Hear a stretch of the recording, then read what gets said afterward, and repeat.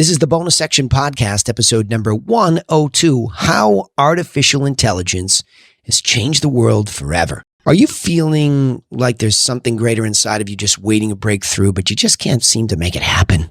Well, you're not alone. I'm on my own never-ending journey to unlock my full potential and live the most fulfilling life possible.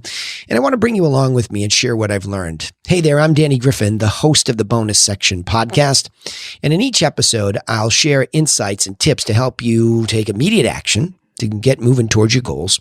We also leave the notes from each episode at freethinkingtools.com. So head over there and you can get yourself a copy, okay? All right, let's get started. How artificial intelligence has changed the world forever. And I mean, it's a big seismic shift and you need to pay attention to this. So I'm going to assume as of the recording of this, some of you have dabbled in it, used it, but I'm going to try to just put a little bit of a learning chunk out there as I learn in front of you myself. I have a couple Wikipedia windows open and I want to talk about this. But the first thing that I want to introduce is ChatGPT by OpenAI. If you haven't heard of Chat, C-H-A-T, capital G, capital P, capital T by OpenAI, then you need to go Google that and check it out. And they have brought artificial intelligence to the mainstream consumer with a bang. And I mean an explosive bang. It is one of the fastest downloaded apps ever. And again, at the moment, it's just on desktop. I don't believe there's something for the phone yet because this is super new. So as of the recording of this, again, I like to usually do evergreen content, but this is one of those moments in time where this is February 12th of 2023. And so this is just happening. So I'm going to read just to get this in here, and then I'm going to get into it a little bit. I'm going to give you my opinions on what I see here, but I want to get in here a little bit. And I went to Wikipedia and I looked up OpenAI first because I wanted to know who they were. How did this thing start? Where does this come from? This just didn't happen overnight. So OpenAI, reading from Wikipedia, OpenAI is an American artificial intelligence research laboratory consisting of the nonprofit OpenAI Incorporated, OpenAI Inc., and its for-profit subsidiary corporation, OpenAI Limited Partnership. OpenAI conducts AI research with the declared intention of promoting and developing a friendly AI. OpenAI system friendly. That's nice. OpenAI systems run on the fifth most powerful supercomputer in the world. The organization was founded in San Francisco in 2015 by Sam Altman, Reid Hoffman, Jessica Livingston, Elon Musk. Guy just shows up everywhere, right? Peter Thiel, amongst others, who collectively pledged $1 billion. Musk resigned from the board in 2018, but remained a donor. Microsoft provided OpenAI LP a $1 billion investment in 2019 and a second multi-year investment in January 2023, last month, reported to be $10 billion. So there's something going on at OpenAI that's got everybody really thinking about this. So let's go to ChatGPT. What the heck is this thing, right? Chat Generative Pre-trained Transformer. It does sound like a machine, right? That's what it stands for. Generative Pre-trained Transformers, the GPT. It's a chatbot developed by OpenAI and launched in November of 2022. It is built on top of OpenAI's GPT-3 family of large language models and has been fine-tuned an approach to transfer learning using both supervised and reinforcement learning techniques. ChatGPT was launched as a prototype in November 30th of 2022 and quickly garnered attention for its detailed responses and articulate answers across many domains of knowledge. Many, and I mean many, from code to writing papers, or could go on, right? Its uneven factual accuracy, however, was identified as a significant drawback. Following the release of ChatGPT, OpenAI's valuation was estimated at $29 billion. Let that all sink in. I mean, that's a big deal, folks. Okay? That's a big deal. You have to pay attention to something like that attracts everything. But what really sold me was using it. So I went to OpenAI, ChatGPT. I think you have to Google both so you get to ChatGPT. And I set up an account and I started to use it and I was amazed. Now, I didn't swallow hook, line, and sinker. I saw the limitations pretty quickly. I saw that it did a great job of helping me leverage my ideas and that it could be a little sloppy. But all of a sudden, I start telling my kids about this because I knew they were, and they're all, 3 of them are still in school. And I said, okay, this is going to happen. I don't want to hear any stories coming home about plagiarism and cheating and all that. So that was my first thought. And I had the same reaction as schools because that was my second point here, that schools are in crisis mode as students are using AI to complete all types of work. Literally all types of work from coding. You can tell it to solve code and it'll give you back some information. And it's like having just a work buddy. And in some cases, it gets really good. And now what's happened, and I don't know, I just wasn't tuned in to artificial intelligence as a practical use yet myself. I saw some things like Descript that could take a video and it could transcribe it. And I thought that was great. So there were a couple of practical applications in my business that I was already using. But all of a sudden, once I started to get this and everybody started to proliferate on YouTube with their opinions about this and what to do with it and how to leverage it, I mean, they were all over the place. And they started to say, okay, now the problem you're going to have with ChatGPT is it doesn't write in a very human voice. So then you go over to this thing and you drop it in there and it checks for the human voice and it changes it to that. Then you go over here and you check for plagiarism and on and on it goes, right? So I've already been a big fan of Grammarly and a lot of what it can do to help me write these episodes and amongst other any kind of blog article that I think is interesting. So I use it. Now, I'm very careful to make sure it's not plagiarized from somebody. But then again, we have this challenge anyway. There's nothing new under the sun, said the great Solomon in the Old Testament. There's nothing new. So these are a lot of regurgitated ideas. Now, again, what makes ideas unique is that somebody, and especially entrepreneurs, they take the relevant information and they start to play around with it and they come up with new conclusions and they come up with new inventions. But ultimately, a lot of the base knowledge has just been around forever. It's just what we do with it, right? So that brings us to a very interesting conversation here, right? And the first thing is schools can try to ban it and they can try to say don't use it, and you're not going to win. It's over. The old way of worrying about all of that, it's over. It's over. So schools will have to adapt. And obviously, one of the things that you could adapt to, I have a son who's in his final year of high school, and they use something called the Harkness method, where they sit around the table and these kids have to actually talk about the subject. They have to actually articulate what's in their real intelligence in their head. Now, I suppose they could go home and they could use these tools and they could come in and go through and write a paper. So all the school has to do is adapt and defend what you wrote here. Where did these concepts come from? What do you think about them? And it's going to be pretty obvious what the gap is. And I'll make a case that's better education. I think what's happened in a lot of these schools is kids have been able to hide anyway.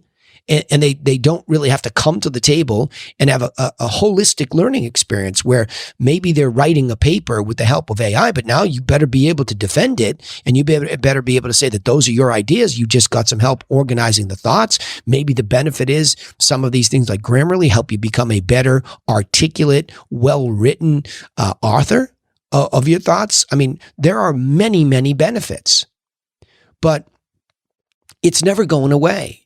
Just ask Bill Gates. I saw a quote by Bill Gates, who's done some pretty great things in the world of technology. Maybe not so many great things in other areas, but he's done some great things when it comes to pushing the world of technology. It's his opinion that this is as big as the original invention of the internet. That's a pretty big statement from somebody that's in tech. And obviously, Elon Musk, he thought well enough of it, and he's one of the greatest entrepreneurs of our time.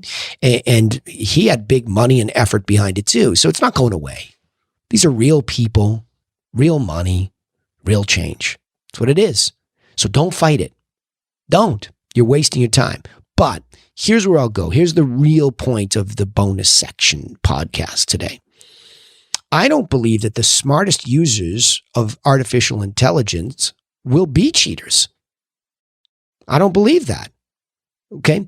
I believe that the smartest users of artificial intelligence will simply be the ones who leverage it.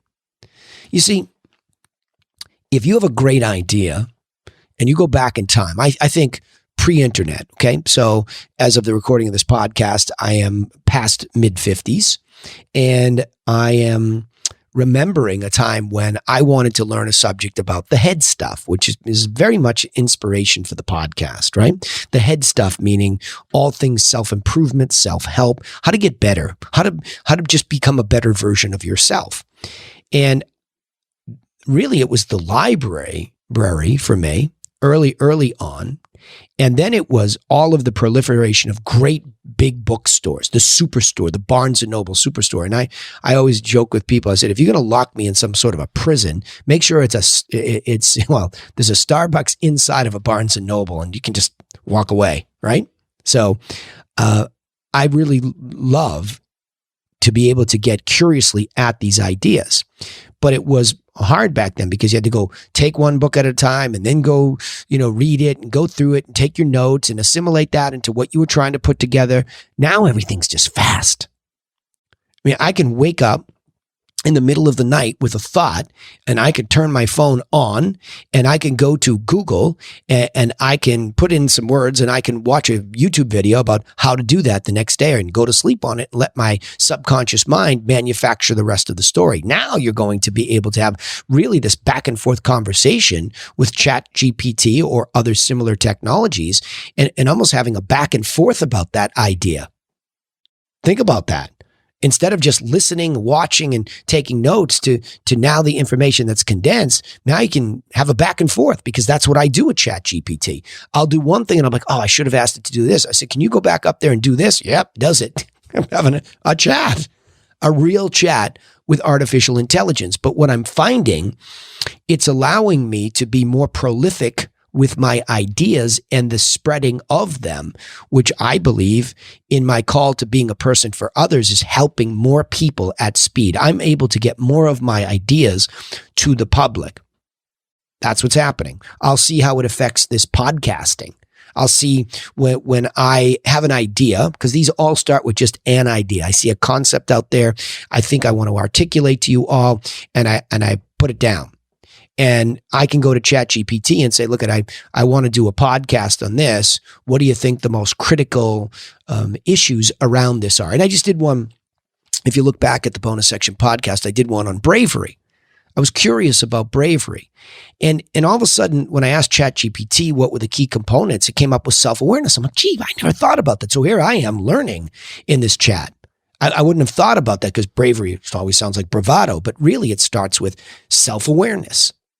Huh? Self-awareness to be brave? Yeah, you have to see why are you fearful now?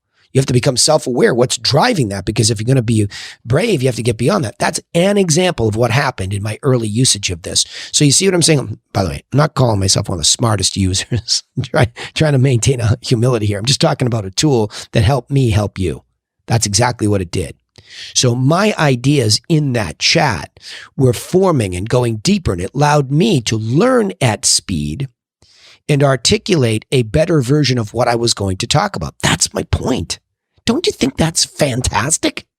I mean, really, I think that's just incredible. And as these tools continue to grow and be leveraged, I mean, the way I understand it in a real layman's way of understanding this, meaning I am no tech expert, this language learning model has basically read all of the information that's available to us on the internet. So everything that's up there, which is most things, is being read and it's being assimilated. How? I don't know, but it's just still like I'm going to leave that for the next future engineers, right? To continue to explain it in simple terms to folks like us, but it's not lost on me how to use it. So I'm super grateful for this because it will just allow me to help more people in less time, right? And I love that. And I think that's awesome. So I implore all you students out there, don't get lazy with this stuff. Have a good idea. Be proud of the ideas that pop into your head and have a chat to see what the reaction is with ChatGPT. If you're insecure about your intelligence or your ideas, Will anyone, nobody will ever like it? There's another thing that just hits me as I'm sitting here. I know a lot of people that I coach that have just terrible self-images, and they just, when they first meet me, and then I introduce them to all these bodies of work and empower them. We have to empower our own ideas. Well, what better than to talk to a machine who knows basically all of the internet up until 2021, I think is what they said, knows the whole internet. So have a conversation. What do you think about this? Who else is interested in this? Are there any experts in this? My gosh, what a research tool. What a good friend ChatGPT could become to all of us, any of us, if we think about it correctly. All right, let me go back and say this. There'll be a lot more to come, I'm sure, but hopefully you get this, and I'll try to push this particular article around so you get that education. Go over to Wikipedia, get a read yourself too on the who OpenAI is and what ChatGPT is for yourself. Do your own homework, but at least I gave you a little teaser and got you warmed up there. But the question really that I provoked you with today is the use of artificial intelligence, the work of the week, or super smart. I want to make an argument it's the super smart. And then we talk about how artificial intelligence has changed the world forever, because it has. The first point being that ChatGPT by OpenAI has brought artificial intelligence to the mainstream consumer with a bang. I mean, a bang. It was like somebody broke the door down and let the bulls come rushing in. 2, schools went into crisis mode as students started using AI to complete all types of work. But the challenge is schools should adapt and not fight it, because the third point is it's never going away. Ask people like Bill Gates, who believe it's the biggest invention or the biggest breakthrough since the internet itself. And he's in good company with a lot of early supporters of this. Lastly, the smartest users won't be cheaters. They'll simply leverage it to really explode their ideas, and they will dominate. Follow that path. All right, I'll summarize it by saying artificial intelligence just went mainstream with a major bang. ChatGPT, a chatbot driven by artificial intelligence based on language models, has become one of the fastest and highest downloads in history. You're looking at permanent change in how the world works when the project is backed by some of the most successful tech entrepreneurs of our time. Microsoft is so convinced that it's committed to invest $10 billion in the company and has already integrated it into its own search engines, Bing and Edge. Although this newest disruption has sent chills through the world of academia and beyond, there will be great acceptance of the new reality, and the smartest users will leverage it to take their own ideas to great new levels versus the lazy users who will just use it to cheat themselves out of the best version of themselves. All right. Join us on a journey to unlock your inner potential and unleash your confidence. That's what this is all about. At the bonus section, we provide actionable insights from each episode to help you take immediate steps towards your goals. Access the episode notes on freethinkingtools.com and stay up to date with the latest content by subscribing to our podcast on iTunes, Spotify, or your favorite platform. But of course, we would really appreciate it if you subscribe to my YouTube channel, because this is my passion project. So go looking for Danny Boy Griffin over on YouTube. Give me up a subscribe there. Let me know your thoughts in the comments. We can tackle any subject. I just want to help you get your life in the direction you want it to be. And I think there are some very core, important subjects that can be discussed at the bonus section so we all improve together, okay? But remember this, nobody's coming for you. Nobody. So go get to work on yourself and a better plan for your goals, and we'll see you in the next episode to help you do just that. Thanks for listening.